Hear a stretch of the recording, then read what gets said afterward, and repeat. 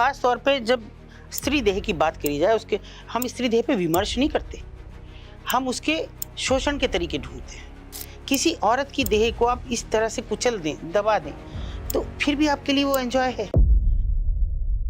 पूछा कि क्यों? कि मुझे दर्द होता है। बोले क्यों दर्द होता है? वो पापा प्यार करते हैं ना तो दर्द होता है। बोले पापा प्यार करते हैं मतलब? तो जिस तरह से उसने बताया वो औरत हिल गई। बाबाओं के आश्रम में सब कुछ हो रहा है, केवल सेक्स पर आधारित है। और अगर आप गौर करें, आपने आपसे पहले ना करा हो कि ये जो बाबाओं के आश्रम चल रहे हैं केवल औरतों पर डिपेंड करते हैं। और फिर भी मैं उसको चैलेंज करती हूँ, आओ बच्चे मैं दिखाती हूँ रंडी होना क्या होता है, क्या नहीं होता, जिसको तुम बर्दाश्त भी नहीं कर सकती, तुम्हारी सोच से कहीं जाता है। छोटे से बच्चे को हमने, जो नवजात बच्ची को कमोड से फेंक गई हुई, और ये वहां थी उस समय, और भरी गर्मी, एकदम 5 मई का दिन, मुझे तारीख भी याद है, और बच्ची को इतनी सी चोट भी नहीं लगी, हल्की सी खरोच यहाँ लगी, और वो कमोड के रास्ते, और अमनाल भी नहीं कटी थी ठीक से, बिल्कुल ब्लड में नहाई हुई। ऐसे एक आदमी ने अपना सिरका उतार के उसको दिया, और सोच के देखिए आप, डाल गई और ये ले आई, और स्वस्थ बच्ची। 3 दिन तो मुझे मीडिया ट्रायल में बैठना पड़ा यूं लेके, दूध पिला दूं और फिर वो मस्त हो जाए। मैं चाहूंगी कि आप अपने जीवन के कुछ ऐसे इंस्टेंसेस बताएं जिन्हें सुन करके हमारे घरों की जो बेटियां हैं उनको पता चले कि देखिए, जब वो ऑलरेडी स्क्रीन पे आ गया तब तो मतलब बहुत ही ज्यादा बुरा होके आ गया। How they can be alert, हमारे घर की बेटियां कैसे अलर्ट हो, हमारे घर के बच्चे कैसे अलर्ट हो। कभी कभी ऐसा लगता है कि जैसे सोसाइटी में और कुछ रहा ही नहीं, सिवा सेक्स के और कोई चर्चा नहीं है, कुछ बात नहीं हुई। कभी एप्स्टीन फाइल खुलती है, कभी एक दो पति पत्नी हैं कि जो इतनी सारी पोर्न बनाते हैं छोटे छोटे बच्चों को। सोच के देखो उन बच्चों पे क्या बीत रही होगी। अब क्यों ऐसी परिस्थितियां बचपन से पैदा कर रहे हैं कि बच्चा आपसे दूर हो रहा है? तभी तो वो कह रहा है कि नॉक करके आओ, मैं बालिग हो गया हूँ, लड़का हो लड़की 18 साल के हो गए, अभी नॉक करके आया करो। और हमारा फोन कैसे देख सकते हो तुम? छीनो, कूटो कस के, देखेंगे क्या है इसमें, ऐसा क्या है जो हमें नहीं दिखा सकते। लड़कियां पर्ची डालेंगी, लड़के चूज करेंगे। अब जिसका पर्चा आ गया वो लड़की उसके साथ चलेगी। अभी एक कन्या पूजन वाले दिन, सप्तमी वाले दिन, बच्ची खाना खाने गई है, और ये अलीगढ़ की है, कहाँ, आगरा की घटना। और बच्ची जिस घर में गई उसी के मर्द ने रेप करके, और घर का एक आटे का ड्रम था उसमें डाल दिया।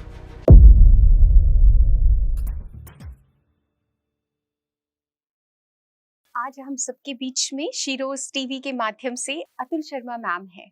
अतुल शर्मा मैम को वैसे तो किसी परिचय की वास्तविक रूप में देखा जाए तो कोई जरूरत है नहीं, क्योंकि ये बहुत ही प्रमुख फेस है।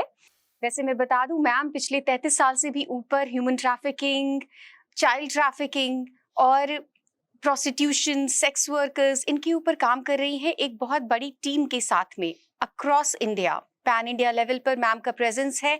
And she has been rigorously been working to bring the welfares to this section of the society. Ma'am आपका बहुत बहुत स्वागत है शीरोज टीवी में। थैंक यू, मुझे बहुत अच्छा लगा यहाँ आके, और मैंने खुद से कहा कि भाई बुला लो मुझे भी। very nice to hear this. और क्योंकि आप बच्चों से मैं मिलना चाहती थी, वाकई बहुत सुंदर बात है। और हम चाहेंगे मैम के ही मुख से सुनना कि मैम का क्या अनुभव है, हमारे समाज को वो क्या मैसेज देना चाहती है। पहले तो हम समझना चाहेंगे कि मैम के अनुभव के अनुसार ये जो दुनिया है ह्यूमन ट्रैफिकिंग की, ये क्या है, कितनी ये उलझी हुई है, कैसे मुझे अगर इसे सुलझा कर देखना हो तो मैं तो नहीं देख सकती, मेरी तो क्षमता ही नहीं है। मैम के शायद एक्सपीरियंस से कुछ हमें समझदारी मिले। देखिए, सबसे पहले तो इसे अगर हम ऐसा कहें, अभी तक आप लोग भी सुनते आए होंगे, हम भी सुनते हैं कि हिंदुस्तान में मेल डोमिनेटेड सोसाइटी है। ऐसा नहीं है, पूरे विश्व भर में है। ये पुरुष मानसिकता हमेशा वर्चस्व की है कि वो अपने आप को सुपीरियर दिखाना चाहते हैं, और खास तौर पे जब स्त्री देह की बात करी जाए, उसके हम स्त्री देह पे विमर्श नहीं करते, हम उसके शोषण के तरीके ढूंढते हैं। तो ये एक ऐसा शोषण का तरीका है कि देखिए, मैं नहीं समझती अपने एक्सपीरियंस और अपने और भी साथियों के एक्सपीरियंस के अकॉर्डिंग कि सेक्स कोई ऐसी चीज है कि जिसको आप इतनी घृणा, नफरत और वितृष्णा से भर दें तब भी वो आपको पसंद आए। किसी औरत की देह को आप इस तरह से कुचल दें, दबा दें, तो फिर भी आपके लिए वो एंजॉय है। तो ये कमजोर पे ताकत की आजमाइश का एक पूरा विश्वव्यापी व्यापार है। और विश्व का ही ये सबसे तीसरा सबसे ज्यादा धन देने वाला एक व्यवसाय है, जिसमें केवल पुरुष मानसिकता को भुनाया जाता है और स्त्री देह को ही इस्तेमाल किया जाता है। कुछ नहीं उनके सामने, कोई बच्चे का मतलब नहीं है कोई बच्ची हो, क्योंकि जितनी छोटी बच्ची का अपहरण किया जाएगा, जितने छोटे बच्चे का किया जाएगा, उतना ज्यादा वो आपको पैसा देगा। क्योंकि छोटी बच्ची का किया जाएगा, आप 14-15 साल की उम्र तक होते होते उसको ऑक्सीटोसिन और दूसरे इस तरह की ड्रग्स देके उसको ग्रोन अप करेंगे, फिर वो मर्दों के सामने आप उसको पेश कर देंगे। बच्चों का है तो सेक्स टूरिज्म का तेजी से बढ़ रहा है। तो ये पूरा जो लड़कों का है खास तौर पे, ये पूरा का पूरा ऐसा है कि आप कहीं भी जा रहे हैं, मान लीजिए मैं विदेश घूमने जा रही हूँ, तो ऐसी कौन सी जरूरत है कि वहां भी जाके मुझे यही ढूंढना है कि मैं कहाँ सेक्स कर सकता हूँ, इजी सेक्स कहाँ कर सकता हूँ। आप वापस भी लौट के जाएंगे, आपका घर भी होगा, परिवार होगा, बीवी होगी, सभी तो होंगे। और मैं कम से कम हिंदुस्तान के लिए तो ये बात सोच के चलती हूँ कि हमारे यहाँ तो ऑलरेडी सब कुछ बनाया हुआ था कि ये हमारा गृहस्थ धर्म है, यहाँ पे आपको ये सब करना, उसके बाद आपका वानप्रस्थ है, फिर आपका ये सब है। तो कैसे भटके हम, कैसे हमारे सामने ये चीजें आ गई कि बस सेक्स है और दुनिया में कुछ है ही नहीं। ये मैं देखिए, मैं चूंकि इस क्षेत्र में इतने वर्षों से हूं, तो कभी कभी मुझे ये लगता है कि जैसे इससे इतर कुछ दुनिया में रहा ही नहीं। हर आदमी उस दृष्टि से किसी जाने वाली लड़की को देखेगा, पास से गुजर रही है तो उसको कोहनी लगा के निकलेगा, कहीं भी हाथ लगा, बस में जा रही है तब उसको हाथ लगाएगा या छूने की कोशिश करेगा। तो कैसे, कौन सी ऐसी भूख है जो हमको इस तरह से लाके खड़ा कर दिया, जिसने हम अपने बच्चों को इस्तेमाल कर रहे हैं। हमारे छोटे छोटे बच्चे, मासूम बच्चों का अपहरण किया, ले गए, पता ही नहीं लग रहा। डर लगता है मुझे आज दीपशिखा में अगर कहूँ तो, एक समय हमारा था कि ये हमारे बच्चों का भी था, खेलते थे खूब पूरा दिन, गलियों में खेलते थे, आसपास में पड़ोस में खेलते थे, सब रिश्ते की तरह से रहते थे। लेकिन आज मैं भी, मेरे नाती और पोते आते हैं तो मैं डरती हूँ, छुट्टी में आते हैं तो मैं ये डरती हूँ जैसे बाहर जाएंगे तो भाई कोई साथ में रहो। इतना भय व्याप्त हो गया है इन 33 साल में, क्योंकि मैंने ऐसा सब देखा है कि एक मासूम अगर 14 साल की बच्ची है और जिसको मैं हमेशा गुजरूं तो मैं उसके गाल, मोटे मोटे गाल थे, हाथ लगा दूं, कहीं पूछूं नाम, कल कुछ और बता रही थी, आज कुछ और बता रही है, लेकिन फिर वो आ जाए उसी नाम पे, नहीं नहीं मेरा तो ये ना, और अचानक वो मुझे दिखनी बंद हो जाए और मैं उसको लगभग 1.5-2 महीने बाद देखूं तो मुझे लगे कि ये तो वही चेहरा है, लेकिन बॉडी से ना लगे। और जब मैंने उसको उसके नाम से पुकारा तो उसने मुझे देखा, मेरे लिए ऐसे था कि जैसे मतलब पूरी वजूद मेरा हिल गया हो। इतनी सी मासूम बच्ची और खिड़की पे खड़ी है और आपने उसको ऑक्सीटोसिन दे के ऐसे ग्रोन अप कर दिया। मुझे हमेशा ये बात ध्यान में रहती है, बेसिकली हम लोग देहात से हैं, कि हमारे यहाँ अगर गाय को नहीं, गाय को हम बिल्कुल ऐसे मानते हैं कि वो स्त्री और माता का स्वरूप मानते हैं। भैंस अगर दूध नहीं दे रही और कुछ परेशान कर रही तो वो ऑक्सीटोसिन उसको लगाया जाता है, और तुरंत ही हम देखते थे कि वो एकदम से उसके जो हाँ तन है वो ग्रोन अप हो जाए और दूध देना शुरू कर दे। या घर में, क्योंकि पहले डिलीवरी घर में ही होती थी, दर्द नहीं बढ़ रहे हैं और टाइम पूरा हो रहा है और परेशान है, और तो आती थी जो मोहल्ले पड़ोस की दाइयाँ, वो एक ये ऑक्सीटोसिन लाया रहे कि इंजेक्शन लिया, उससे तेजी से दर्द हुए और बच्चा डिलीवर हो गया। हम वो देख रहे हैं, तो वो मैंने जब इसको देखा कि अच्छा इसका मतलब जब भैंस के थनों में ये स्थिति आती है तो इनका मतलब, क्योंकि ये बिजनेस ही केवल इतना है, चेहरे से कुछ लेना देना नहीं है। इंसान किसी बूढ़ी स्त्री को नहीं छोड़ रहा है, 3 महीने की बच्ची, 2 साल की बच्ची, अभी एक ताजा तरीन घटना है कि 9 साल की बच्ची अपने पड़ोस में कहती है, चुप सी रहती है, तो पड़ोस की छत पे कब दिखती थी कभी कभी, तो पड़ोस वाली किसी आंटी ने पूछ लिया, बेटा तुम इतना चुप क्यों रहती हो, सबके साथ खेलती क्यों नहीं हो? तो बोले कि मैं खेल नहीं सकती। तो पूछा कि क्यों? कि मुझे दर्द होता है। बोले क्यों दर्द होता है? वो पापा प्यार करते हैं ना तो दर्द होता है। बोले पापा प्यार करते हैं मतलब? तो जिस तरह से उसने बताया वो औरत हिल गई, उसने सीधे सीधे पुलिस में कंप्लेंट की, बच्ची को ले गई कि ये फिर कहने नहीं देंगे। तो बच्ची ने बताया कि मम्मी को मैंने कई बार बताया है और पापा कहते हैं कि ऐसे तो सभी करते हैं, यही तो पापा का प्यार होता है। और वो 4 साल की उम्र से सेक्स कर रहे थे उसके साथ। तो किससे डर रहे हैं? कौन है?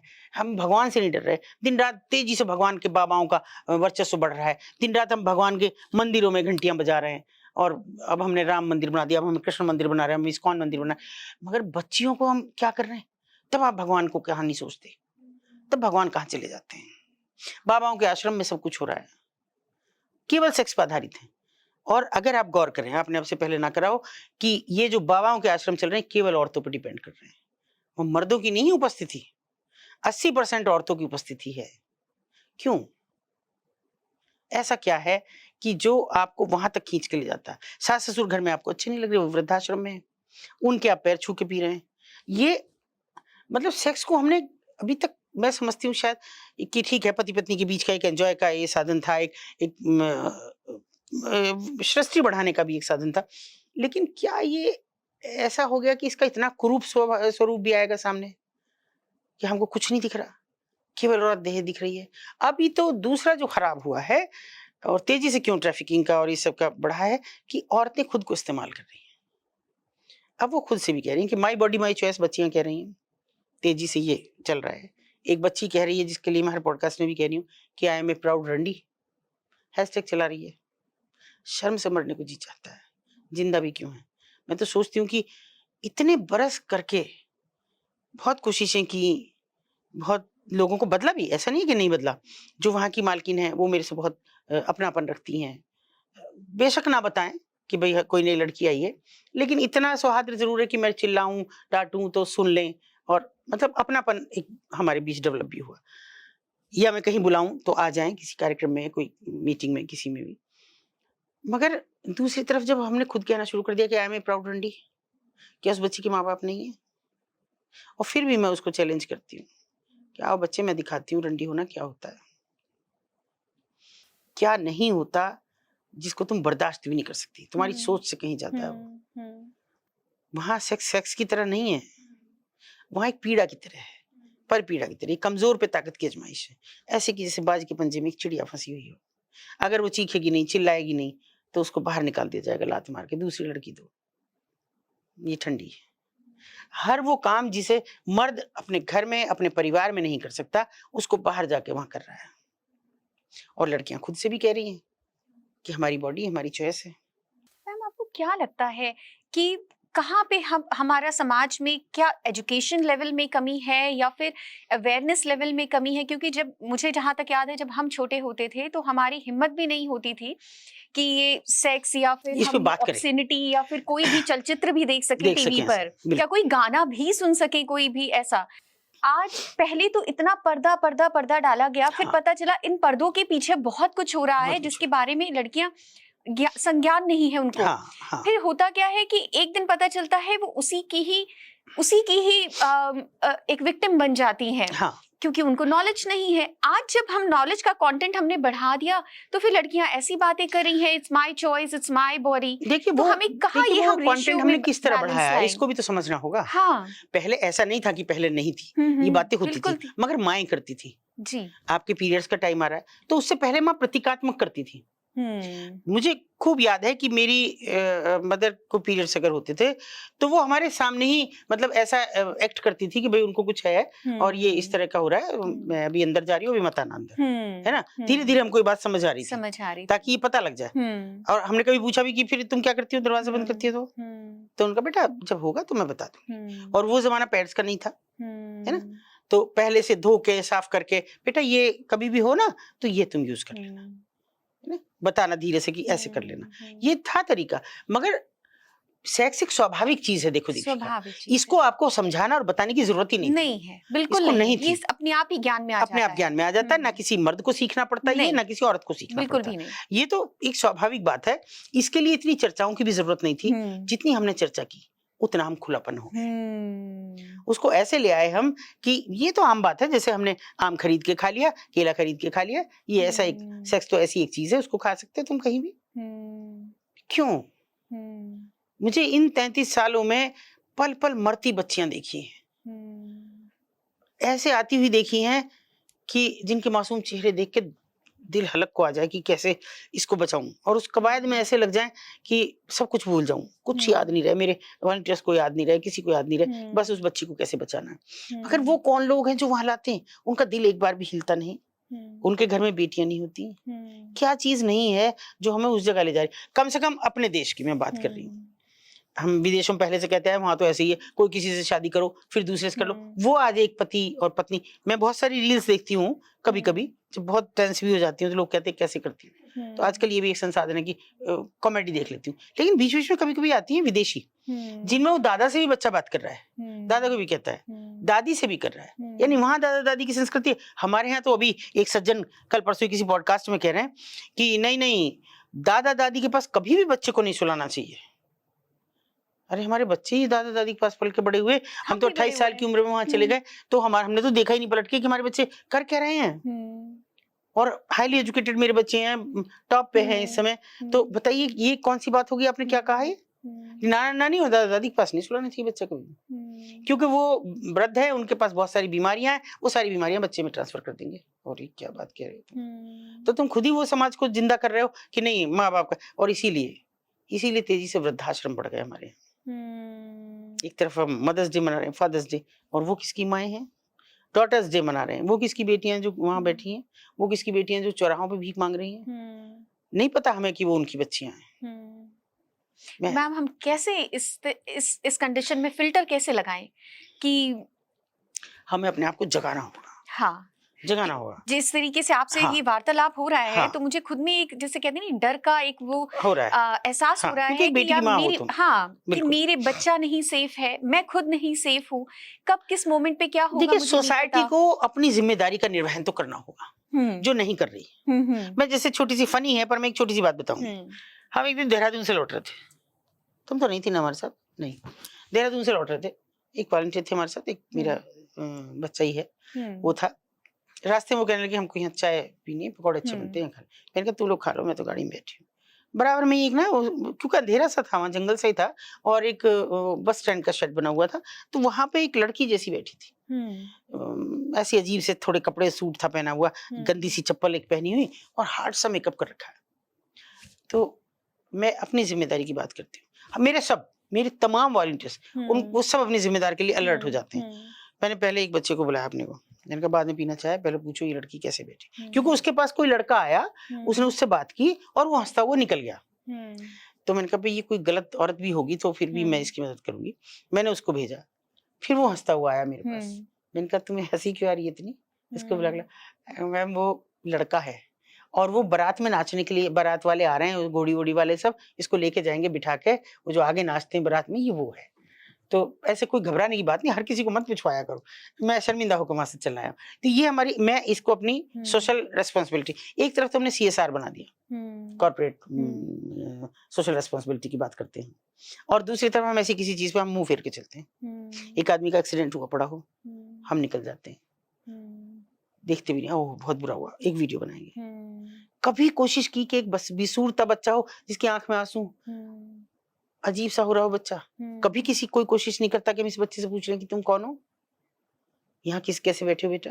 थोड़ा लेट ही तो हो जाओगे, रुक के पूछ सकते हो एक बच्चे से, क्या पता आप किसी को घर पहुंचा दें। और इस जिम्मेदारी को निभाते हुए मेरे साथियों को मैं सैल्यूट करती हूँ। मेरी उसमें बहुत भागीदारी नहीं थी। हमने एक प्रयोगधर्मी काम किया, गाजियाबाद से लेके और इस तक, सहारनपुर तक, 8-9 डिस्ट्रिक्ट पड़े, बागपत, मुजफ्फरनगर, ये सब लगा के, इनमें सब में वॉलंटियर्स रेलवे स्टेशन पे छोड़े। उसका नतीजा ये हुआ, हमने टारगेट रखा था कि देखते हैं कुछ बच्चे, और GRP के साथ उसमें संपर्क किया, RPF के साथ किया। तो ये हालत हो गई थी हमारी, क्योंकि पूरा दिन ऑफिस में बस और कोई काम नहीं था। GRP से फोन आता, एक लड़कों को भगा दी, भागो भागो बच्चा लेके आओ। पूरा दिन भरा रहता, लड़कियों से भरा रहता, लड़कों से भरा रहता, उनकी काउंसलिंग, उनका। और हमने 3000 बच्चों को जो बरसों से खोए हुए थे घर भेजा। उसमें मेरी GRP और RPF ने बेहद मदद की, क्योंकि वो बच्चे हमको नहीं बताते, और मेरे वॉलंटियर्स जो वहाँ हमेशा रहे मौजूद, पूरा टाइम रहे। छोटे से बच्चे को हमने, जो नवजात बच्ची को कमोड से फेंक गई कोई, और ये वहां थी उस समय, और भरी गर्मी, एकदम 5 मई का दिन, मुझे तारीख भी याद है, और बच्ची को इतनी सी चोट भी लगी, हल्की सी खरोच यहाँ लगी, और वो कमोड के रास्ते, और अमनाल भी नहीं कटी थी ठीक से, बिल्कुल ब्लड में नहाई हुई। ऐसे एक आदमी ने अपना सिरका उतार के उसको दिया, और सोच के देखिए आप, डाल गई, और ये ले आई, और स्वस्थ बच्ची। 3 दिन तो मुझे मीडिया ट्रायल में बैठना पड़ा यूं लेके, दूध पिला दूं और फिर वो मस्त हो जाए। मैं आपको उसकी फोटोज भेजूंगी तो आपको खुद प्यार आ जाएगा, इतनी खूबसूरत सी बच्ची वो। देखिए उसका भाग्य उसका इंतजार कर रहा था, खैर वो बहुत अच्छी जगह पे है। CWC ने उसको गोद दिया, मतलब पूरा कारा को उन्होंने फॉलो करके। मतलब 10,000 बच्चे आइडेंटिफाई किए हमने। 10,000 में 3,000 बच्चों को घर भेजे, चाहे वो बिहार के थे, राजस्थान, कहीं तक के भी बच्चे। मेरे एक वॉलंटियर लगा। ये हमारी सामाजिक जिम्मेदारी थी। उस बिल्कुल उससे अलग, वो घर से भागे हुए बच्चे थे, खोए हुए बच्चे थे। जैसे एक बच्ची को हम खोजने में हमको लगे 6 महीने, और वो बच्ची जब मिली ना घर वालों को, बिहार की थी, और हम यहाँ पाली गांव ढूंढते रहे, अलग अलग जगह पे, आगरा के पास, फरीदाबाद के पास, फैजाबाद के पास, हमारे यहाँ हसनापुर में, हर जगह खोजते रहे। वो हर जगह मना करते, बात नहीं नहीं ये मेरा गाँव नहीं। मस्त लड़की थी। और फिर हमसे एक गलती हो रही थी, हम जीआरपी के पास पहुंचे दिल्ली। हमने कहा सर इस तारीख में कोई बच्चा गायब हुआ, उसकी मिसिंग कंप्लेंट हो तो बताओ। तो उन्होंने कहा हम तो बहुत तंग है, नंदिनी नाम है उसका। हाँ, मैंने कहा यही नाम है, बुला रहे हैं, पाली है, बिहार का गाँव, कहाँ से बुलाते हैं। आए वो 3 दिन में, तो लड़की गोद में चढ़ गई और बोलती है ऐसे कोई बच्चे छोड़ता है, सामान तो उतार लिया, अपनी बेटी को वहीं छोड़ दिया। 5 साल की बच्ची थी। मतलब आंसू आ गए मेरी आंख में, और माँ की कस के लग गई। हाँ। तो सोचिए वो सुकून, आप, मैं सबको कहती हूँ, हाँ। वो सुकून आप जीवन भर याद रखेंगे। मैं उस बच्ची का चेहरा मुझे हूबहू याद रहता है। वो 3,000 बच्चों का मुझे आप टिप्स पे पूछेंगी ना, तो मुझे एक का याद है। मैं उसके लिए अपनी फाइल्स नहीं खोजूंगी कि यहाँ रखा है, यहाँ रखा है। मैं टिप्स पे आपको लाइफ एक्सपीरियंसेस हैं आपके, क्योंकि उन बच्चों को घर पहुंचाने का जो सुकून मिलता है ना, और जब माँ बाप जो सीने से लगा के और 100 बार ये जोड़े और आंख में उनके आंसू हों, उससे बड़ा कोई इनाम नहीं है। करके तो देखिए एक बार, रोते हुए किसी बच्चे को, वो तो एक शायर भी कह गए कि घर से मस्जिद है चलो बहुत दूर से ही, किसी रोते हुए बच्चे को हंसाया जाए। किसी रोते बच्चे को हंसा के तो देखो। प्लेटफॉर्म्स भरे पड़े हैं जो फ्लूइड पी रहे हैं, जिनके नाखून सफेद हो, कपड़े में डाल के वो पीते हैं। कैसे आप ट्रैफिक्ड बच्चे को आइडेंटिफाई करेंगे? एक बच्चे को हमारे पास भेजा, मुश्किल से 3 साल का बच्चा, और बिल्कुल गोल मटोल। वो ऐसे, मैं जैसे अपनी चेयर पे थी सामने टेबल, और साइड में एक सेटी पड़ी रहती है, बच्चे से बैठ जाते हैं, वहीं पे कोने में एक कंप्यूटर, उस कंप्यूटर के पीछे इन लोगों ने एक कपड़ा रख रखा है कि झाड़ दें उसको। वो बच्चा बैठा वहां, और बैठने के बाद मैं थोड़ा देखती रही, तो उसने ऐसे ऐसे हाथ किया, और धीरे धीरे वो कपड़ा ऐसे करके निकालता रहा। 3 साल का बच्चा होगा। ये निकाल कर जैसे ही निकल गया, उसने बहुत तेजी से वो पूरा का पूरा मुंह में रख लिया। उसे नहीं मालूम कि इस कपड़े में क्या है, लेकिन उसको 1-2 बार कोशिश कराई गई होगी वो नशा देने की, कपड़े से ही लिया जाता है वो। तो उसने वो कपड़ा लेके सोच लिया कि मैं तो सो गया। तो वो बच्चों को देखिए, एक बार तो देखिए कि वो बच्चे उनके नहीं है, कैसे चौराहों पे भीड़ बढ़ती जा रही है। अगर 10 साल पहले का देखें तो मेरठ जैसी जगह में एक भी चौराहे पे कोई बच्चा नहीं था, आज हजारों की तादाद है। क्यों है? कहाँ से आ रहे हैं ये लोग? एक तरफ सरकारी आंकड़े कहते हैं कि हर 2 घंटे में एक बच्चा गायब हो रहा है। आने का भी बता दो भाई, खोजने के आपके पास संसाधन है। मेरी जैसी मामूली सी एक संस्था पे संसाधन नहीं है, हम किसी से फंड्स नहीं लेते कि कोई सरकारी फंड है हमारे पास, इंटरनेशनल फंड है, बिल्कुल भी नहीं। लेकिन इतना जरूर है कि मैं रिश्ते बना के रखती हूँ। आप रखिए ना, पुलिस से मेरा 36 का आंकड़ा रहता है, उसके बाद भी बनाती हूँ। अरे इतना सा तो काम कर दो, एक बच्चे का पता करा दो ना, तुम तो निकाल दोगे तुमसे। वो मुझसे कहते हैं कि एक बच्चा खोज दो। अभी भी मेरे पास आया एक, फरीदाबाद से बच्ची गायब है, बच्ची गायब है, 1.5 साल हो गया मैडम, थोड़ी मदद कर दो। तो क्यों नहीं आप ऐसा विश्वास समाज को पैदा करना होगा कि हम आपके साथ हैं। पुलिस के, हम सारी जिम्मेदारी पुलिस की, सरकार की और एडमिनिस्ट्रेशन की नहीं दे सकते, हमको भी समझनी होगी, वो हम नहीं समझ रहे। जैसे आपसे बात करके ना एक चीज और समझ में आई कि जैसे हमें कहानियों से बहुत सीख मिलती है, जैसे अभी आपने छोटे-छोटे से इंस्टेंसेस बताए। हाँ, बिल्कुल। मैं चाहूंगी कि आप अपने जीवन के कुछ ऐसे इंस्टेंसेस बताएं जिन्हें सुन करके हमारे घरों की जो बेटियां हैं उनको पता चले कि देखिए, जब वो ऑलरेडी स्क्रीन पे आ गया तब तो मतलब बहुत ही ज्यादा बुरा होके आ गया। How they can be alert, हमारी घर की बेटियां कैसे अलर्ट हो, हमारे घर के बच्चे कैसे अलर्ट हो। आपके जीवन की बहुत सारी, आपके पास बुक्स ऑफ स्टोरीज होंगी, just please share a few of them. देखिए, जैसे मैं अभी ताजा बताऊंगी जो आप लोगों की वजह से मैं इसका शेयर देती हूँ, जो मैं 36-37 लड़कियां अभी निकाल पाई हूँ इन पॉडकास्ट के बाद। एक बच्ची मुझे फोन करती है, फोन नहीं करती, मैसेज करती है कि मैं सोनागाछी में हूँ, ओके, और दिल्ली की बेटी हूँ, मुझे बचा लो। मैंने उसको मैसेज यूं ही लिख दिया रैंडम, मैं क्यों मानूं कि तुम फंसी हुई हो, ये ट्रैप क्यों नहीं हो सकता। उसने कुछ जवाब नहीं दिया, मैंने भी कोई कॉल बैक नहीं की। फिर अगले दिन सेम टाइम पे शाम के 4 बजे मुझे एक मैसेज आता है कि मैं आपको यकीन दिलाने के लिए क्या करूं। मैंने मैसेज किया कि अपनी एक उस जगह की फोटो जहां तुम खड़ी हो, कुछ और जो मैं प्रूफ समझूं। उसने मुझे एक आधार कार्ड भेजा, एक अपनी पुरानी फोटो भेजी, एक अपनी मार्कशीट भेजी और 2-3 फोटो ऐसे भेजी कि जहाँ पे आ रहा है कि लिखा हुआ कलकत्ता जगह का नाम और सब चीज़। तो मैंने कहा क्या चाहती हो? अगले दिन फिर उसने लिखा कभी भी इस नंबर पे फ़ोन मत करना, मैं खुद बात करूँगी। मैंने पूछा क्या चाहती हो? तो मुझे निकाल दो, मुझे घर जाना है। ठीक है। हमने जीआरपी को संपर्क किया, एसी साहब को, हावड़ा। मैंने कहा सर बच्ची निकालनी है। तो बोले देखिए हमारी तो सीमाएँ हैं, स्टेशन से तो उतर नहीं सकते, आप स्टेशन तक ला दो, फिर हमारी ज़िम्मेदारी। अच्छे लोग हैं दुनिया में, ऐसा नहीं है। हमने उस बच्ची का जैसे ही आया फिर मैसेज तो मैं खुद भी बहुत ईगर होके उसके इंतज़ार में थी। उसने मुझे कहा कि मैंने कहा बेटा किस समय निकल सकती हो? उसने कहा सुबह 4 बजे। मैंने कहा कब? कि ये नहीं बता सकती। खैर उसका अगले दिन मुझे मैसेज आया कि मैं आज सुबह मतलब जो आएगी सुबह 4 बजे निकल जाऊँगी। हमने तुरंत वहाँ एसी साहब को फ़ोन किया। मैंने कहा सर लड़की निकलेगी, ये फ़ोटो है, ये उसका आधार कार्ड है और आप अपने सब अलर्ट क्योंकि वहाँ बहुत कैमरे हैं, बड़ा स्टेशन है। मैंने कहा आप सब पे बिठाना, कोई भी कैमरा चूक ना जाए। उनका निश्चिंत रहिए, बिल्कुल। और देखिए हमें कुछ भी नहीं करना पड़ा, बच्ची को सुरक्षित भेज दिया उन लोगों ने। मैं बार-बार धन्यवाद करती हूँ, कितनी बार करती हूँ कि और वो बच्ची आ गई। अब वो जब स्टोरी बताती है आ गई, हमने उसके घरवालों को नहीं बताया कि वहाँ फँसी हुई थी। हमने कहा ये ऐसे ही खो गई थी तो हमें मिल गई, काम कर रही थी किसी के यहाँ। अच्छे घर की लड़की, किसी के प्यार में पड़ती है, सुंदर सी बच्ची है और अभी 16 साल की अब हुई है। हाई स्कूल में पढ़ रही थी, हाई स्कूल कर चुकी थी और फर्स्ट ईयर में शायद एडमिशन का टाइम वाइम आ रहा था। तो कोई लड़के से प्यार में घूमती है, फिरती है, उसने 6 महीने घुमाया उसको, खूब। फिर बोले चलो शादी करते हैं। वो पागल ये भी नहीं सोच सकी कि अभी तो मेरी उम्र नहीं है, मैं कैसे शादी कर लूँगी? और बाकी तो बिल्कुल भी नहीं कर सकती। बिल्कुल भी नहीं कर सकते। तो बोला कि अपनी एक जिसमें तुम्हारी एज प्रूफ हो, मार्कशीट हो कोई, आधार कार्ड हो वो लेके आना। चली गई उसके साथ बिना कुछ सोचे और नतीजा ये हुआ कि उसने वहाँ बेच दिया। अब देखिए मैं लड़कियों को क्या कहना चाहती हूँ कि आपके माँ-बाप से ज़्यादा हितैषी, आपके परिवार से, आपके स्कूल टीचर्स से ज़्यादा आपका कोई भी नहीं है।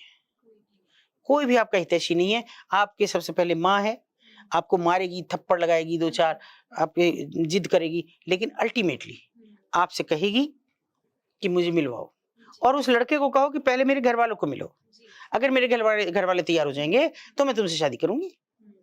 अगर वो अच्छा लड़का होगा तो 100% आएगा तुम्हारे घर और कहेगा कि मैं करियर बना लूँ, फिर शादी करूँगा। मैं किसी भी लड़की को नहीं कहती भाग के शादी मत करो। घरवालों को बताओ, वरना सिवा पछतावे के कुछ नहीं रहेगा आपके पास। और यही नतीजा हुआ कि जैसे वो बच्ची चली गई, ऐसी हज़ारों हज़ार बच्चियाँ। कितनी बच्चियाँ हमने वहाँ से निकाली हैं कि जो इस तरह से प्यार में आई। जैसे मैं अफ़गानी लड़की की बात कर रही हूँ, चाहे बांग्लादेशी लड़की एक निकाली। सोच के देखिए कि हमारा कौन-सा पासपोर्ट, कौन-सी चीज़ और बच्ची यहाँ है। अवैध प्रव्रजन की बात है। बांग्लादेशी लड़की कोई शक्ल-सूरत भी नहीं। अगर मैं ये कहूँ कि खूबसूरत लड़कियों को ये ह्यूमन ट्रैफिकिंग ऐसा स्वरूप है जिसमें कोई खूबसूरती की कोई मायने नहीं है।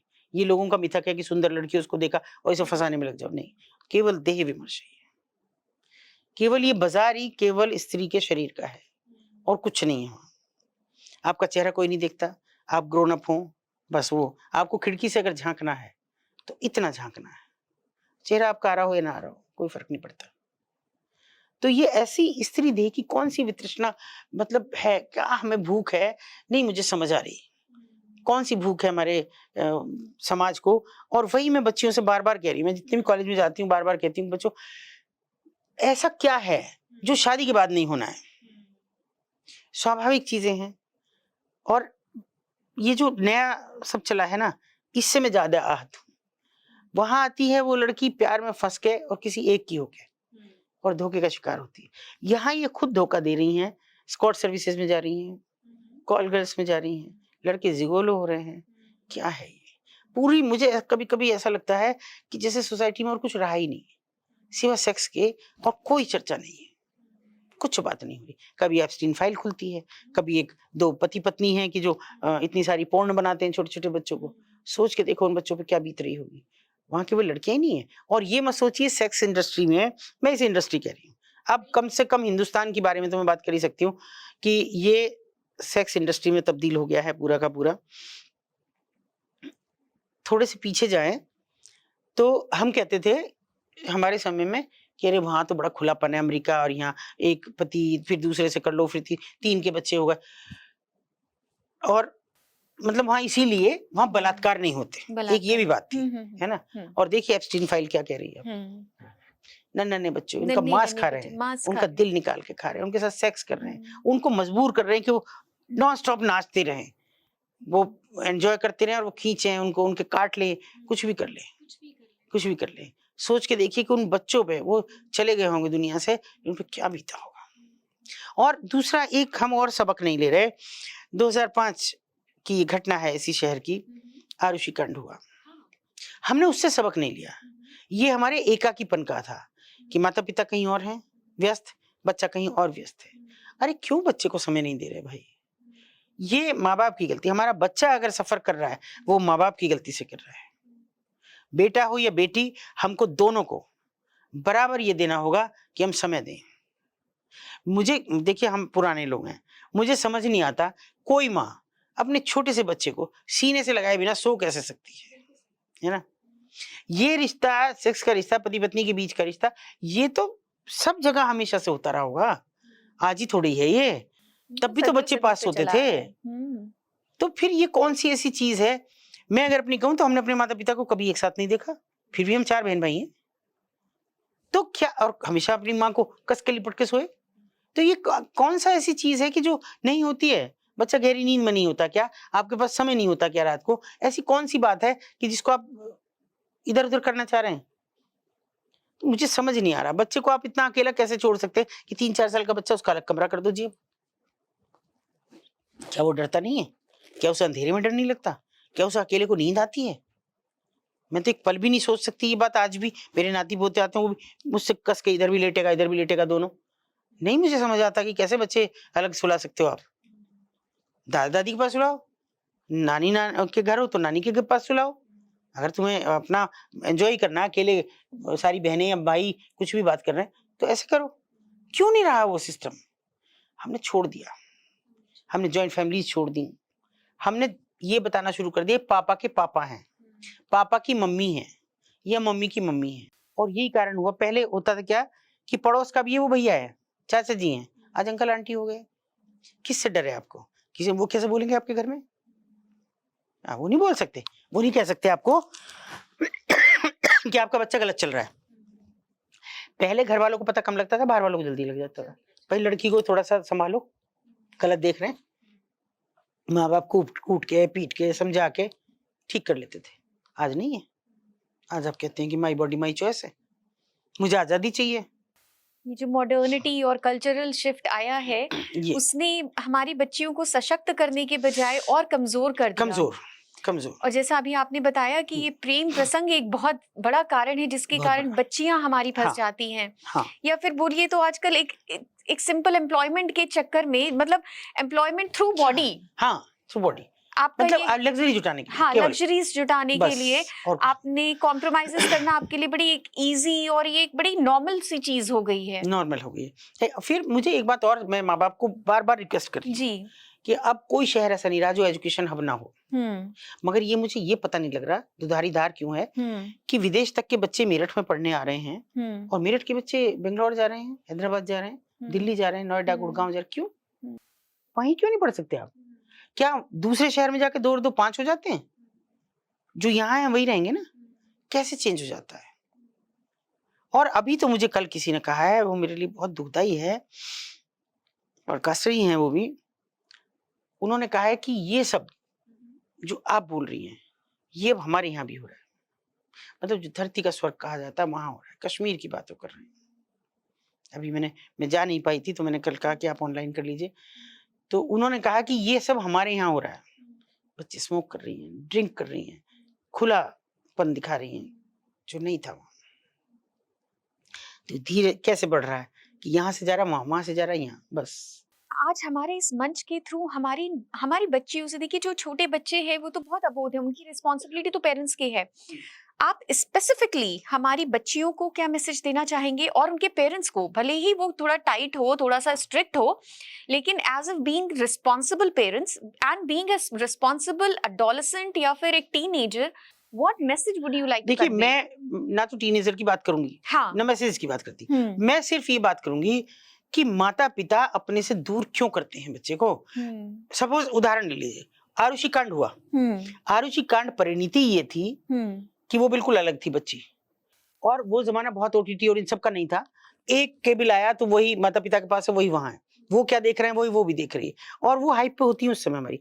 हमारी अम्मा कहती थी कि 15 से 20 साल तक की उम्र ऐसी होती है जब बच्ची को बहुत देखभाल की जरूरत होती है, क्योंकि वो उस समय पीरियड से होती है, उस समय उसकी इच्छाएं हार्मोनल, हाइप पे होती हाँ। थी। इससे अच्छा तो वो अनपढ़ औरतें थी जो हमें बता रही हैं। तो वो जो हुआ, एक 45 साल का आदमी उसके साथ अगर इस तरह सेक्सुअली इन्वॉल्व हुआ, ये उसकी परिणति थी। मेरा बार बार ये सब चीजों की बचपन से आप लगाओ ना कि बच्चा, जैसे तुम्हारी बच्ची रो रही है क्योंकि तुम पास रख रही हो, इसको दूर रखा हुआ होता, तुमने नैनी के भरोसे छोड़ा होता तो तुम्हें देखती भी नहीं तुम कौन हो। क्यों? आखिर अपने बच्चे से माँ कैसे दूर हो सकती है? 10 मिनट के लिए भी माँ दूर होती है तो उसको बेचैनी हो जाती। तुम लाई हो ना अपने ऑफिस में, अपने काम के साथ बच्चे को लाई हो ना, या तो फिर घर में आप दादा दादी को रखिए, को रहे आप उनके साथ रहिए कि वो बच्चे को रखें, उनसे ज्यादा उनका हितैषी कोई नहीं। मगर वो जो संस्कार हमने छोड़ दिए उनको वापस लाओ, बस। तो संस्कारों का मिस हो जाना हमारे ये सबसे बड़ा ड्रॉबैक हो गया ड्रॉबैक हो गया। इस सोसाइटी हमें याद पे है ये कि काला हम पेंट अपनी बात लगने नहीं के करते लिए। थे, हमारे दादा दादी हमारे से बहुत पहले, क्योंकि हम बहुत छोटे अपने बहन भाइयों में हैं, बहुत पहले हो गए थे। लेकिन हमारी ताई जी थी, ताऊ जी, हमें घर में कुछ भी करना हो ना, कोई कपड़ा भी लेना हो तो हम ताई जी के पास पहुंचते थे। अच्छा। मतलब वो गांव में रहती थी, हाँ। तो जिद करके कि नहीं, हर संडे तो जाना ही होता था।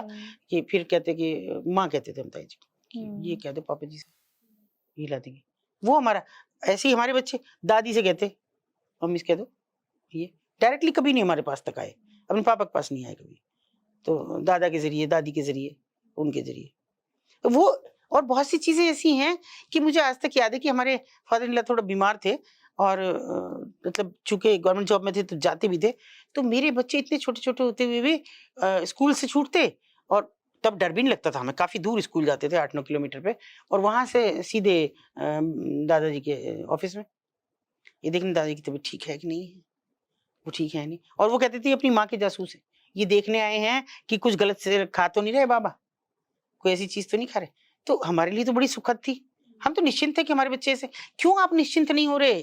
क्यों ये घर एक ही शहर में, ये दादा का घर है, ये पापा का घर है, ये कैसे हो गया? कल बेटे का घर कहीं और होगा, फिर उस स्थिति के लिए तैयार रहिए। आज आपके दादा दादी अभी मरते हैं, अकेले मर जाते हैं, लोग विदेशों में रह जाते हैं, कल आपके साथ भी वही होना है। वही बच्चों को समझाए, अपनी छाती से लगा के रखिए, सीने से लगा के रखिए, कैसे दूर जाएंगे? अभी कहते हैं माँ बाप बहुत से शिकायत लेके आते हैं, साहब हमारी नहीं सुनती है, 14-15 साल की लड़की और हमको मारती है, क्योंकि 1 मिनट भी हमें वो एडिक्ट है फोन की, हम 1 मिनट भी नहीं छीन सकते। और वो बहुत दूर दराज से बात कर रहे हैं, बहुत कस्बाई जगह से बात कर रहे हैं मुझसे। मैंने कही परिस्थिति हुई क्यों? जब माँ को कुछ करना होगा या जाना होगा तो मोबाइल दे दिया होगा, सखियों से बात कर रही होंगी तो मोबाइल पकड़ा दिया होगा, तो इसमें बैठी रहे, आप दे दो मोबाइल। अब तो इतना छोटा बच्चा चलाता है, 1 साल का बच्चा भी खटाखट उसको चला रहा है, फिर वो एडिक्ट नहीं होगा क्या? तो अब क्यों ऐसी परिस्थितियां बचपन से पैदा कर रहे हैं कि बच्चा आपसे दूर हो रहा है? तभी तो वो कह रहा है कि नॉक करके आओ, मैं बालिग हो गया हूँ, लड़का हो लड़की 18 साल के हो गए, अभी नॉक करके आया करो। और हमारा फोन कैसे देख सकते हो तुम? छीनो, कूटो कस के, देखेंगे क्या है इसमें, ऐसा क्या है जो हमें नहीं दिखा सकते, देखो। तो मैं इसको बिल्कुल परंपरा, इसको ही मैं खराब मानती हूँ। मेरे शादीशुदा बच्चे हैं, सब वेल सेटल्ड हैं, और देखो ये है आपके सामने, इसको पता है कि मेरी बेटी मेरे थोड़ा बड़े घर होते हैं गांव में, तो अगर टॉयलेट में भी कोई इसमें चली गई, कोई इसमें, मैं तो भी चिल्ला, अरे कहाँ गई कहाँ गई, मम्मी कह के जाती है, फिर मम्मी अब जा रहे हैं हम अंदर, चिल्लाना मत। मैं कहा बेटे मेरी जिम्मेदारी है, तुम अब दूसरे की, पहले तुम्हारी इज्जत है अब दूसरे की इज्जत है, अरे कहाँ भागे जा रहे हैं, कहाँ जा रहे हैं? लेकिन ये एक स्वाभाविक चीज है, क्योंकि मैं उनके लिए नहीं कर रही हूँ, वो पैदा कर रही हूँ, अपने बच्चों को करें ऐसे, और वो कर रही हैं। तो पीढ़ियों को देना पड़ेगा, मैसेज देना पड़ेगा। वो कहते हैं पीयूष मिश्रा की जैसी बची है वैसी वैसी बचा लो ये दुनिया। मैं भी ये रिक्वेस्ट कर रही हूँ, मगर मुझे लगता है फेडअप हो गए पीयूष जी।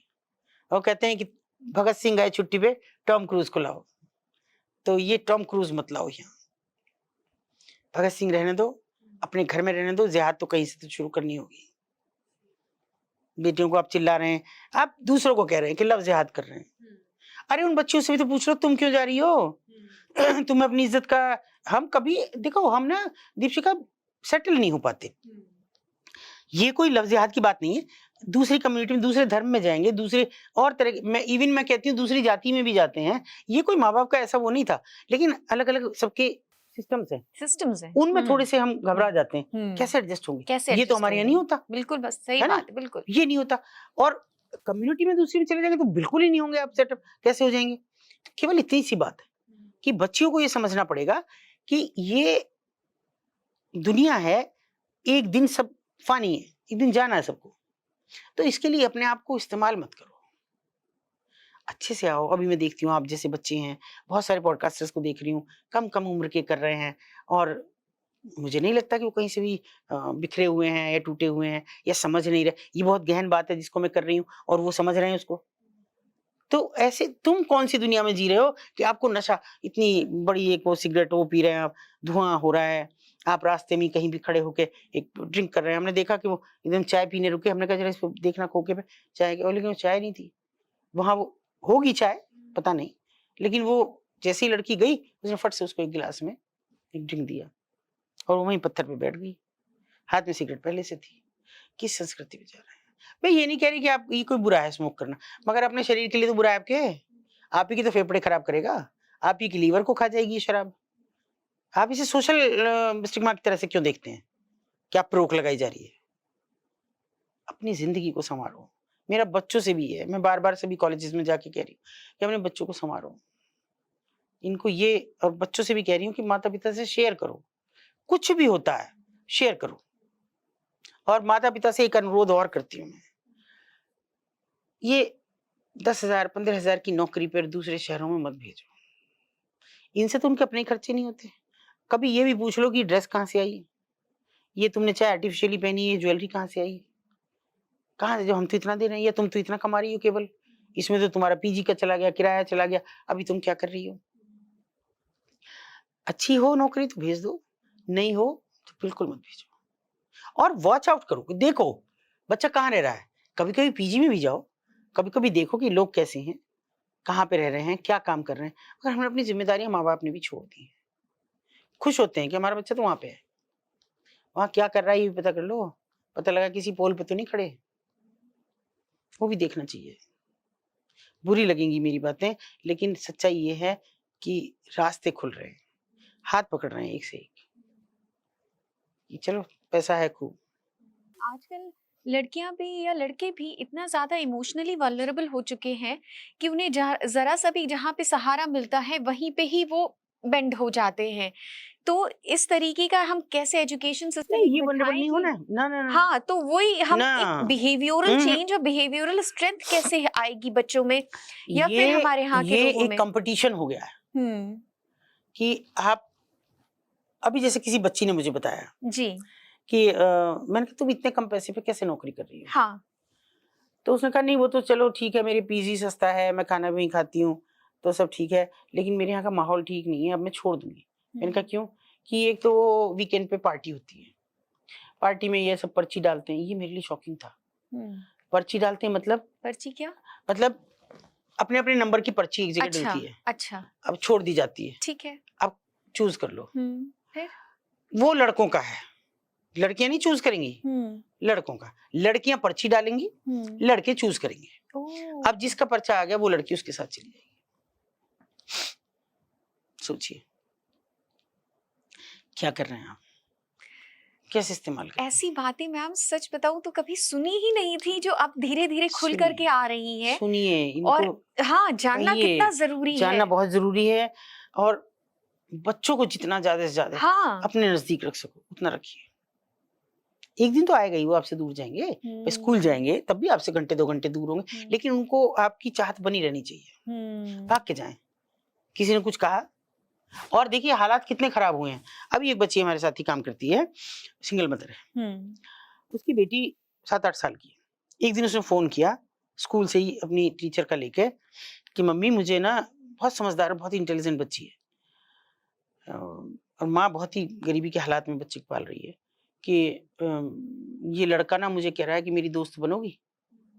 8 साल की बच्ची 3rd में पढ़ रही है और उसी क्लास का पढ़ने वाला। वो मेरे से बोली कि मैं क्या करूं? मैंने कहा बोल उसे कि मैं इसकी मम्मी से बात करती हूँ। उसने कहा मेरी मम्मी अब तेरी मम्मी से बात करेंगी। लड़की ने कह दिया। लड़का उसके पैर पकड़ने लगा, नहीं नहीं नहीं नहीं नहीं, ऐसे नहीं करूंगा, ऐसे नहीं करूंगा, ऐसे नहीं करूंगा। क्या चाहता था? तो देखिए वो मैंने छोड़ा नहीं उसे, मैंने कहा जाओ तुम जाओ उसके घर जाओ, लड़के को बता के आओ, उसको कल तुम्हारी लड़की को ना कहने लगे कुछ भी। इतनी बोली इतने छोटे बच्चों को क्या कहेंगे? मैंने कहा नहीं फिर भी बताओ। वो गई कि देखिए आपका बेटा ऐसा कह रहा है। उसने बिना कुछ पूछे उस माँ ने कई थप्पड़ कस कस के लगाए। बोली मैं मानती हूँ, मैं यकीन कर रही हूँ कि ये करेगा, क्योंकि ये मोबाइल देखता है, दुनिया भर की बकवास देखता है उसमें, मैं तो इसे देख रही हूँ। और ये ऐसे अब से प्रपोज करेगा लड़कियों को? हाथ जोड़ के उसने माफी मांगी कि ये गलती हो गई मेरे से। उसने कहा देखो मानो इस गलती को। मैंने कहा हम लोग यही काम करते हैं। लड़की बोली आप मानो मेरी लड़की की गलती हो तो आप अभी इसे काट के सुखाओ, मैं नहीं कहूंगी कि नहीं मैं नहीं मानती आपकी लड़की, पहले भी केस की आ चुकी है। तो आज रुक गया, उस लड़की ने शिकायत कर दी, वरना वो लड़के का और मन बड़ा हो जाता, फिर कहता क्या कर लिया मेरा। तो इतने छोटा बच्चा जब ये सब करने लगा तो कहाँ हमारी गलती हो रही है, उसको भी तो देखना पड़ेगा। आप खाली बच्चे पैदा कर रहे हैं, ऊपर से आप नहीं नहीं एक बच्चा ही बहुत है। अरे ये भी खराबी है, इसको भी आप समझिए, क्योंकि रिश्ता नहीं समझ रहे हम। एक बच्चा है, अंत है ये, इसके बाद वो बच्चा रिश्ता नहीं जानेगा। ना उसे चाचाओं का पता होगा अगर भाई नहीं है, ना उसे बुआओं का पता होगा, ना बहन का पता होगा बहन कौन है। अगली पीढ़ी तक आते आते वो अकेला सिंगल होगा, कोई और तो नहीं, कोई आएगा भी नहीं। तब वो किसे, फिर वो हर औरत मर्द केवल ये रह जाएगा रिश्ता। इसे नहीं समझ रहे हम अभी। बोलना बहुत खर्चे हैं, बहुत खर्चे हैं। क्या खर्चे हैं? क्या सरकारी स्कूल में पढ़ने पे और एक और महंगे स्कूल में पढ़ने पे 2 और 2 5 या 6 हो जाते हैं क्या? पढ़ाई तो वही है ना। और मैं तो ये सोचती हूँ कि देखिए मुझे गर्व है कि मैं वेस्टर्न यूपी में पैदा हुई और खासतौर पर मेरठ में पैदा हुई हूँ। मेरे यहाँ की तो लड़कियाँ जो गांव देहात की हैं वो स्पोर्ट्स में नाम कर रही हैं। खिलाड़ी भी हैं मेरे यहाँ। और जेवलिन थ्रो में अभी लड़की ने गन्ने से प्रैक्टिस की गाँव में। और प्रियंका गोस्वामी, प्रीतिपाल, अब देखिए प्रीतिपाल तो मेरे घर के पास रहती है। और इतना उन बच्चियों ने नाम किया। या जितने भी आप खुद गौर से करके देखना, IPS IAS चाहे वो बिहार के हों यूपी के हों, सबसे ज्यादा और वो सब सरकारी स्कूलों के पढ़े हुए हैं। 90% सरकारी स्कूल के पढ़े। मैं नहीं समझती इक्का दुक्का को छोड़ के कोई IITian और इस तरह के हो गए तो वो वहां चले गए, लेकिन बाकी नहीं। तो वो क्या उन स्कूलों से पढ़ के और बहुत दूर दूर जाके भी एक वो हुई हैं, दोनों ही पति पत्नी वो IPS हैं, अभी उनकी शादी भी है। तो बहुत ही मतलब बहुत दूर दराज के इलाके की हैं, तो क्या वो नहीं कर रहे हैं? और बिहार से सबसे ज्यादा IAS आते, सबसे ज्यादा IPS आते। इतने एजुकेशन का तो वहाँ बहुत ज्यादा वो है नहीं, मगर वहाँ पारिवारिक मूल्य हैं अभी तक। ये आपको मानना पड़ेगा कि चाहे वेस्टर्न यूपी में हो या बिहार में हो, पारिवारिक मूल्य हैं अभी तक।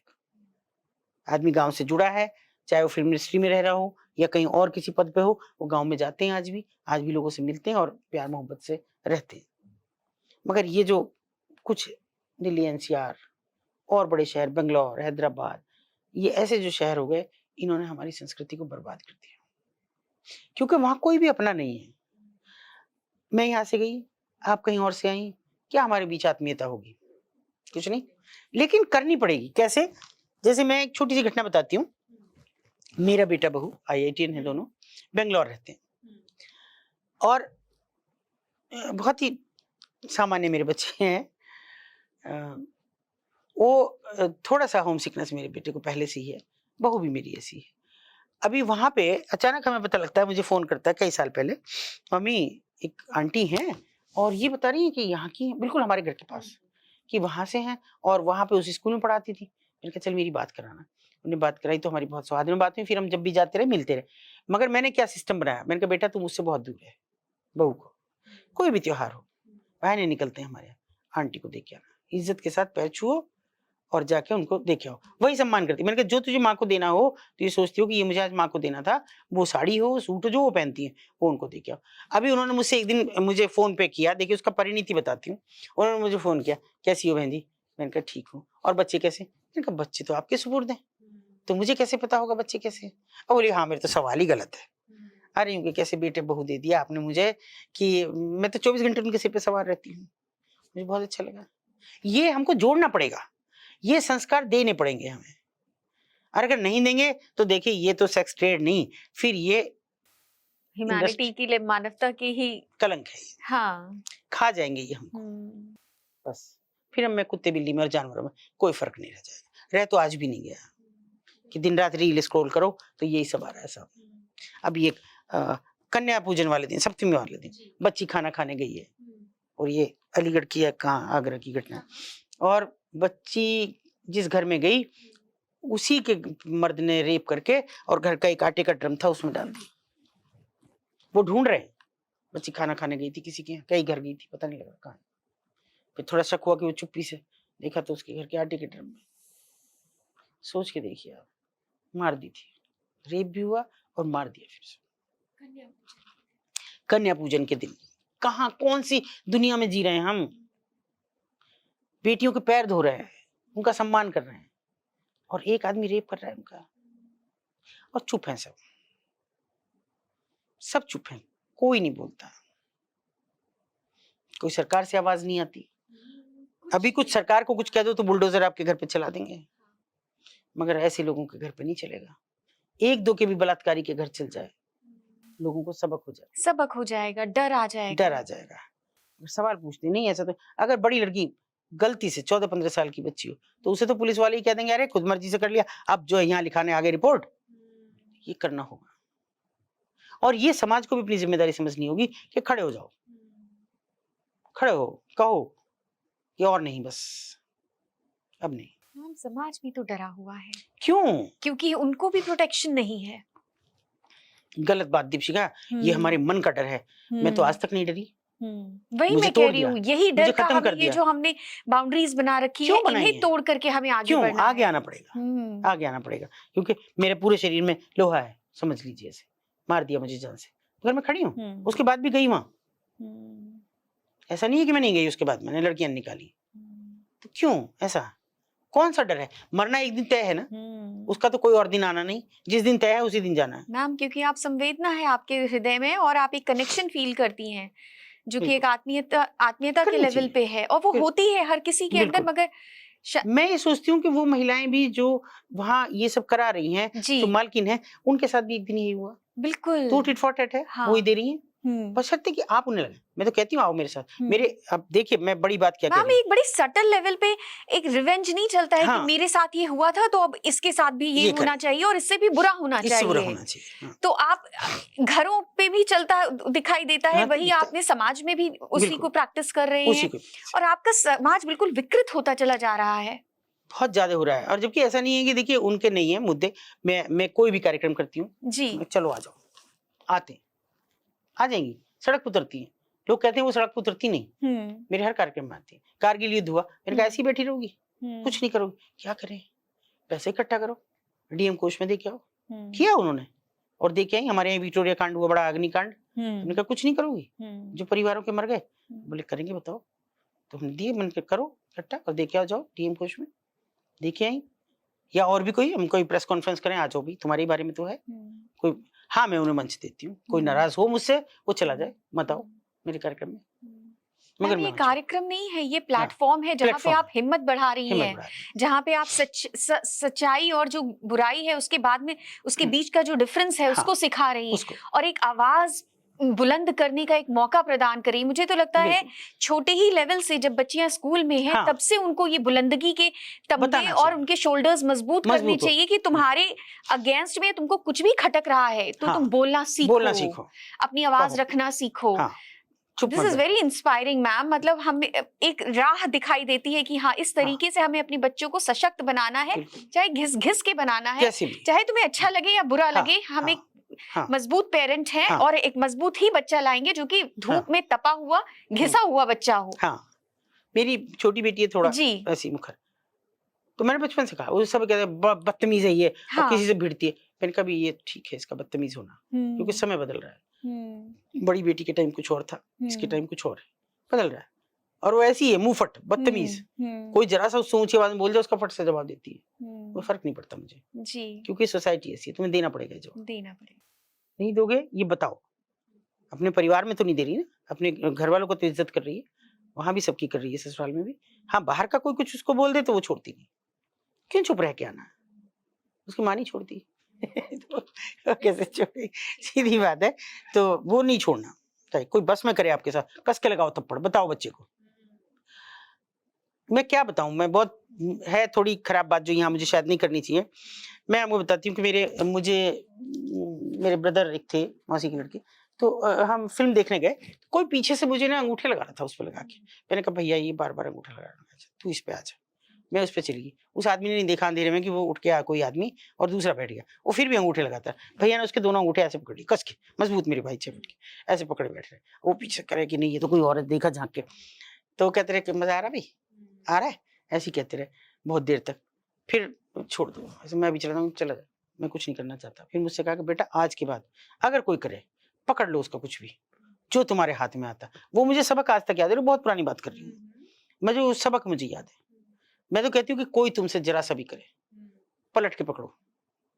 बस में करते हैं, लोग आपसे भिड़ने की कोशिश करें, पकड़ के उसके इंटरनल पार्ट को पकड़ के कस के कर दो, घुटना मार दो, करो आके। मोबाइल है आपके हाथ में, मोबाइल मार दो, कहीं भी आँख में मार दो, मुँह पे मार दो, कहीं भी मार दो। बहुत सी चीज़ें आपके पास, क्यों नहीं करते आप?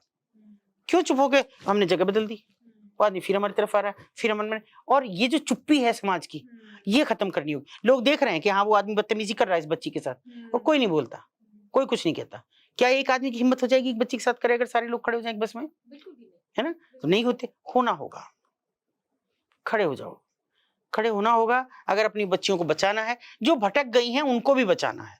मैं उनको भी दोष नहीं कह रही, सोसाइटी ऐसी चल रही। ये जो आपका बाबा है आपके हाथ में, गूगल बाबा, इसको थोड़ा-सा एक तरफ रख दो। छोटे-छोटे बच्चों के हाथ में मत पकड़ाओ, मत दो, बिल्कुल भी मत दो। आपके खेलने के लिए खिलौने हैं, दुनिया भर की चीज़ें, वो दो ना बच्चे को। क्यों आप मोबाइल और ये सब घरों में खिलौने नहीं रहे, घरों में केवल मोबाइल और टीवी रह गया। ये खा गया हमारी सोसाइटी को। इससे बचाना पड़ेगा। बचाओ इससे और रास्ता दिखाओ बस। आप सबसे भी मेरी खास तौर पे पॉडकास्टर्स की आपकी आवाज़ दूर तक जा रही है। आप सब लोग से भी ये अनुरोध है कि अपनी बेटियों को बचाओ बस। और कोई रास्ता हमारे पास नहीं है। मैम बहुत-बहुत धन्यवाद हम लोगों के बीच में आपका आना, इतने सारे एक्सपीरियंसेस का शेयर करना, साथ ही साथ हमें जागरूक करना कि हम क्या कर सकते हैं। एक मजबूत पेरेंट किस तरीके से एक मजबूत लड़की या एक लड़के को बड़ा कर सकते हैं, किस तरीके से उनके एजुकेशन को मोल्ड करके उनको कैसे सेल्फ प्रोटेक्ट कर सकते हैं। थैंक यू सो मच, आपने अपने अनुभवों को शेयर किया, अपनी इस खजाने को हमारे सामने खोला ताकि हम लोग भी जागरूक हो सके और हमारी भी आवाज इस सोसाइटी में बुलंदगी के साथ में हम रख सके और लोगों तक पहुंचा सके। और आप लोग तो ऐसी बुलंदी की मिसाल इसलिए तो हमने कहा कि हमको बुला लो, अरे हमको बुला लो, हम बच्चों से मिल लेंगे। Thank you so much, thank you so much ma'am.